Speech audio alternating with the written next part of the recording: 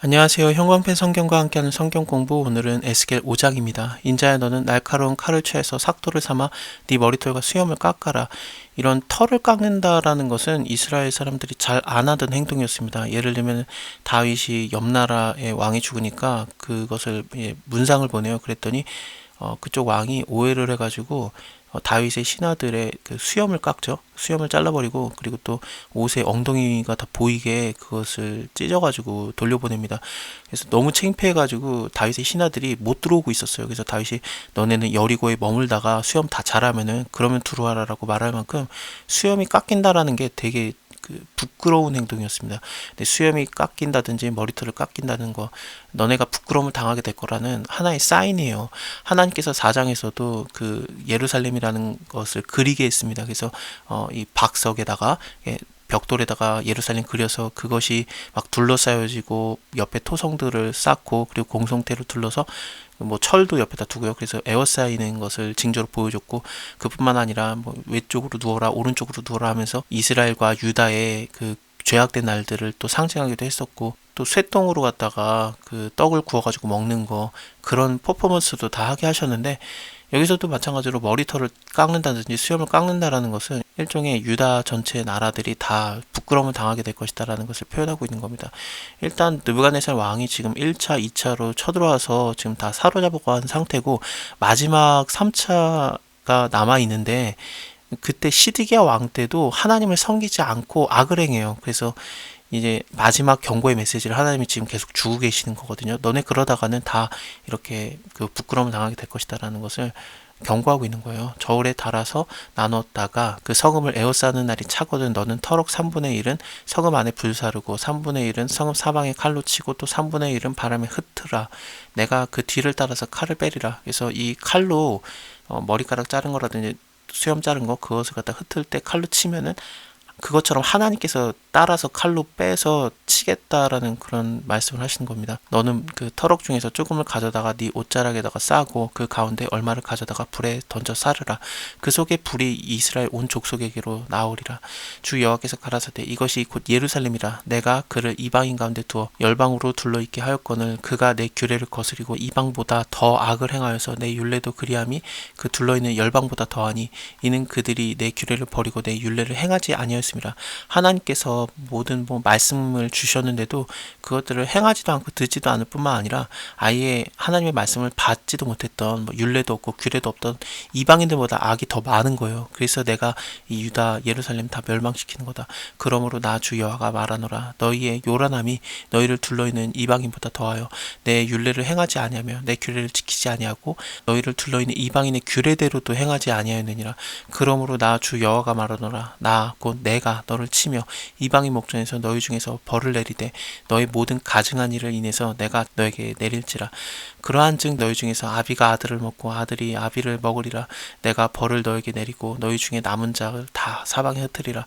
하나님께서 정말 진노하시면은 여러 가지 벌들을 내리시다가 그게 극에 달해지는 게 뭐냐면은 이 성이 포위가 돼서 먹을 게 없으니까 자기 자식들을 잡아먹는 그런 상황이 될 거라는 거가 있었어요. 이래도 네가 내 말 안 듣냐, 네가 이래도 내 말 안 듣느냐, 그러다가 끝까지 가는 것 같은 게 이제 자기 자식을 먹는 그런 모습이었는데, 그렇게 될 거다. 그러므로 나 주 여호와가 말하노라. 내가 나의 삶을 두고 맹세하노니 네가 모든 미운 물건과 모든 가증한 일로 내 성소를 더럽혔은즉 나도 너를 아껴보지 아니하며 긍휼을 베풀지 아니하고 미약하게 할 것이다. 너희 중에 3분의 1은 온역에 죽으며, 이 온역에 죽는다는 것은 전염병으로 죽는 거거든요. 또 기근으로 멸망할 것이고 3분의 1은 너희 사방에서 칼에 엎드러질 것이며 3분의 1은 내가 사방에 흩고 또 뒤를 따라서 칼을 빼리라. 하나님께서 에스겔이 칼을 치면은 내가 따라서 칼을 빼리라라고 했잖아요. 그래서 다른 나라가 쳐들어서 칼을 빼면은 하나님께서 같이 칼을 빼는 그런 모습이 그려집니다. 이 하나님의 칼이 두 가지예요. 물론 말씀의 검 그런 것도 있겠지만, 그런 거 말고 심판에 대한 내용에서 하나님의 검이 두 개로 표현이 되는데, 첫 번째 게 뭐냐면은 이방 나라를 들어서 그 나라의 칼과 같이 치는 것, 그것이 하나님의 칼이기도 하고, 또 하나가 뭐냐면은 온역, 전염병이 하나님의 칼입니다.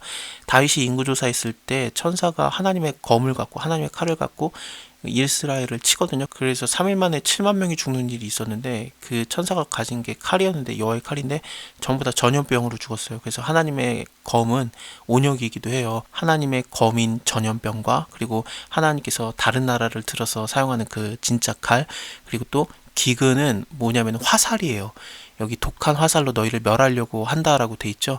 그래서 내가 멸망케 하는 기근의 독한 화살로 너희를 멸하려고 보낸다. 그래서 기근은 화살입니다.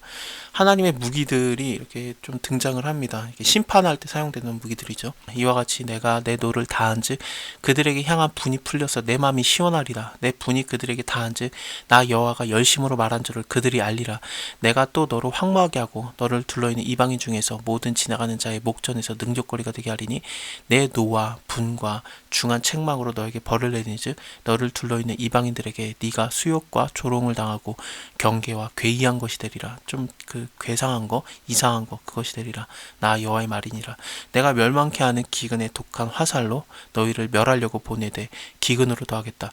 하나 좀 생각해 볼 만한 게 뭐냐면요. 그 무지개는 뭐였습니까? 노아의 홍수 때 그게 끝난 다음에 노아의 홍수가 끝난 다음에 하나님께서 구름에다가 무지개를 두시죠. 그리고 나서 내가 다시는 온 세상이 멸망당할 만한 그런 홍수로 물로 심판하지 않겠다라고 마음을 먹으시잖아요. 그래서 구름에다가 무지개를 두셔요. 그리고 내가 그것을 보고 내가 기억하겠다라면서 하나님이 자기 스스로의 기억을 위해서 무지개를 두신 거예요.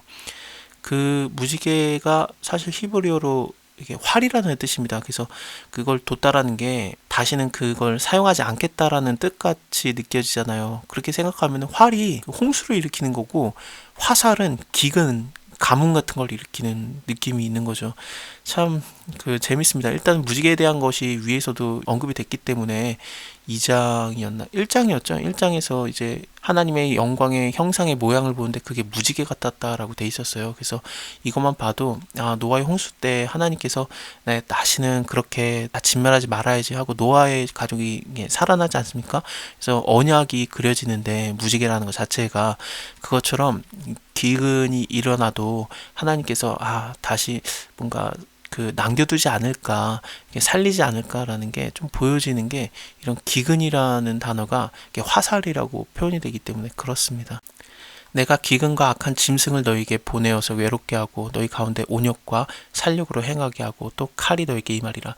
나 여호와의 말이니라. 그래서 전염병, 칼, 그리고 기근에 대한 것이 하나님께서 유다를 멸망시키는 방법으로 사용하고 계시는데 이거에 대해서는 다음 시간에 또 계속 이어서 보겠습니다. 감사합니다. 다음에 뵐게요.